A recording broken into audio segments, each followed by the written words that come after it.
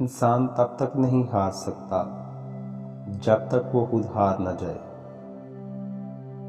کامیاب ہونا ہے تو اپنے اندر کے ڈر کو پہلے ہراؤ، جو کہ آپ کو آگے بڑھنے اور منزل کا تعین کرنے میں رکاوٹ پیدا کرتا ہے۔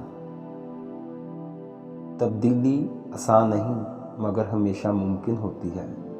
اپنی اصلاح کے لیے خود کو تبدیل کرتے رہو، کیونکہ کامیاب لوگ اپنا آج گزرے ہوئے کل سے بہتر بنانے کی خاطر ہمیشہ کوشاں رہتے ہیں۔ منزل پر وہی پہنچتے ہیں جو راستوں کی دشواریوں سے نہیں گھبراتے، کیونکہ مشکلوں کے بعد ہی آسانیوں کا حصول ممکن ہے۔